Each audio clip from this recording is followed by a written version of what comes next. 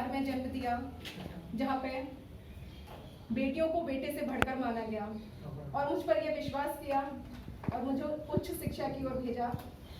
और यहाँ पर आना ये निश्चित ही मेरे लिए सौभाग्य के पल हैं। परम सौभाग्य मेरे लिए कि मेरे समक्ष मेरे गुरुजन उपस्थित हैं और मुझे अपनी कुछ पंक्तियां प्रस्तुत करने का अवसर प्राप्त हो गया। ये कुछ माह जो हमने साथ में व्यतीत करे निश्चित ही आनंद के क्षण थे और वह आनंद के क्षण हम और अधिक प्राप्त करना चाहते हैं।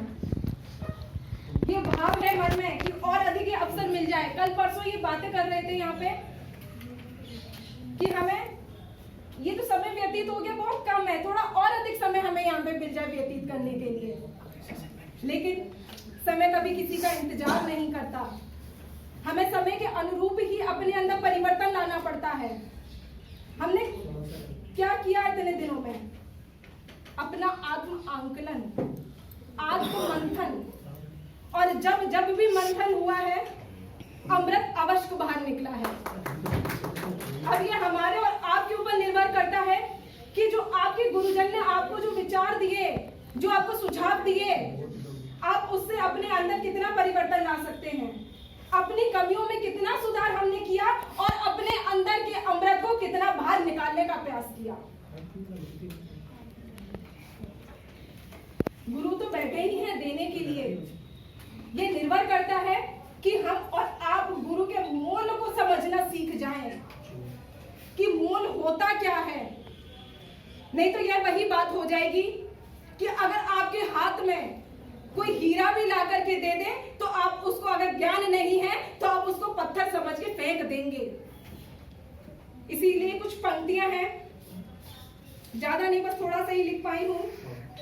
उसको थोड़े से गीत में मैंने उसको कर दिया, बस आप सभी लोग सहयोग कीजिएगा।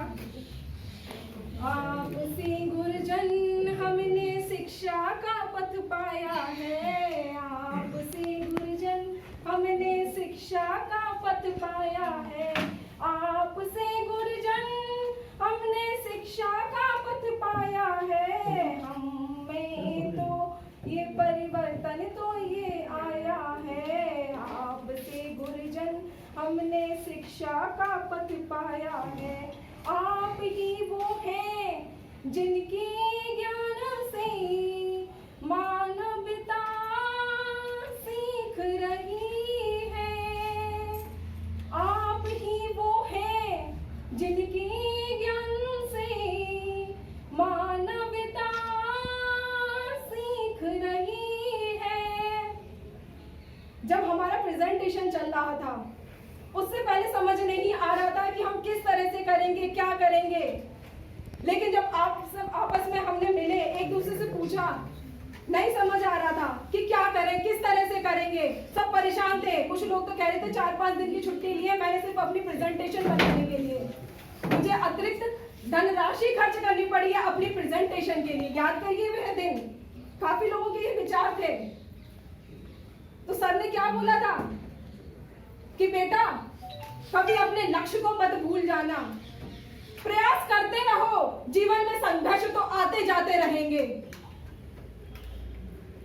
हीरे की परख तो अंधकार में ही होती है, सूर्य के प्रकाश में तो कांच के टुकड़े भी चमक उठते हैं। अपने वास्तविक स्वरूप को जानने का प्रयास किया, सर का सहयोग मिला, मैम का सहयोग मिला, आपस में सभी साथियों का सहयोग मिला और यह प्रेजेंटेशन कब निकल गई। अंतिम समय में आपके शब्द क्या थे? और अधिक समय मिल जाए और अधिक पढ़ने के लिए हमें मिल जाए, थे या नहीं थे? आप भी यही चाह रहे थे।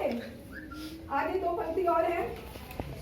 जो दीप भी ना थे वो सूर्य बन करके जगत में छा रहे हैं, जो दीप भी ना थे वो सूर्य बन करके जगत में छा रहे हैं। लोग कहते हैं कि क्या करोगी इतना पढ़कर, इतना तो पढ़ लिया, पीएचडी करने के बाद भी तुम्हें क्या मिल जाएगा। कहते हैं आपने इतना पढ़ लिया, अब तो जॉब लगी नहीं, तो पीएचडी करने के बाद भी क्या मिल जाएगा। तो हम कहते हैं कि हमने यहाँ पर आकर इतना सीखा कि जब से सीख लिया है तब से देना शुरू कर दिया है। किसी का सहयोग कर रहे हैं, कुछ जो ज्ञान आपको प्राप्त हो गया अपने साथियों को बताते कि इस तरह से नहीं, इस तरह से कर लो।